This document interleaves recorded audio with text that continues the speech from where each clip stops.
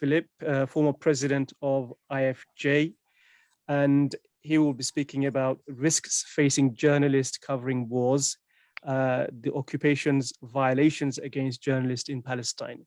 So over to you, Philippe. Thank you so much. As you said, I will express myself as former International Federation of Journalists president, and I must recall that the political agenda of the IFJ is to defend press freedom and freedom of expression in the whole world. Now, the murder of Shireen Abu Akleh horrified not only all journalists in the world, but the whole world, because she was obviously targeted as a journalist. She was clearly identified as a press member, as a journalist, and nevertheless, she was gunned down. And this drama raises a first serious question: is the state of Israel a democratic state? You know that Israelis like to repeat that their country is the only democracy in the Middle East. And it is true that democratic elections are held there, which can overthrow existing governments and bring about a change of policy. But unfortunately, for the past quarter of a century, policy changes in Israel have all gone against the will of peace that was expressed by them, by a significant part of the public opinion. And moreover, it's not enough to have free elections to talk of democracy. Other elements are needed, and one of which is essential: respect for press freedom. And what more serious violation of press freedom can there be than the deliberate murder of a journalist? You will recall that the whole world considered the assassination of Anna Politkovskaya in Russia, that of Daphne Caruana Galizia in Malta, or that of Jamal Khashoggi in the Saudi Arabian consulate in Istanbul, as serious violations of press freedom. The same obviously applies to the brutal death of Shireen Abu Akleh last week. I experienced firsthand how Israel viewed press freedom back in 2018, when, as president of the International Federation of Journalists, I led a little demonstration headed for a checkpoint outside Ramallah with 16 journalists. A deluge of tear gas fell on our heads. We were not armed, however.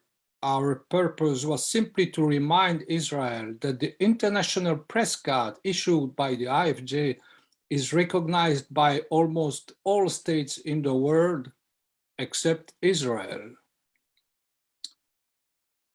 This new tragedy challenges us because it clearly shows that the protection given to ordinary civilians who are illegitimate targets for armed forces is not enough to protect journalists. If Shireen Abu Akleh, like many others, was shot, it was not as a civilian, but as a witness to events that she wanted the whole world to see.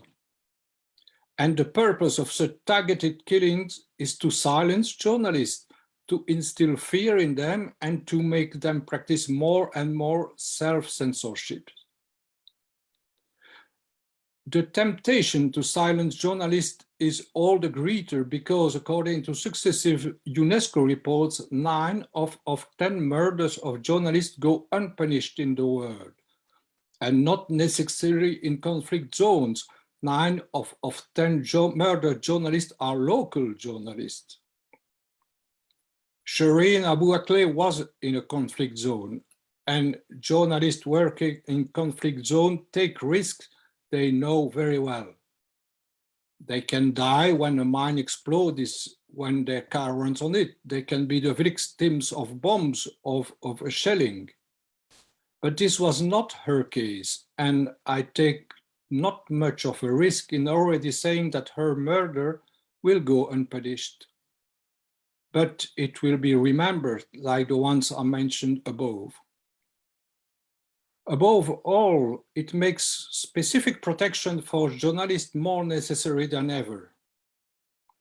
4 years ago, the International Federation of Journalists I presided by then proposed a convention on safety and independence of journalists and press collaborators to be submitted to the United Nations General Assembly.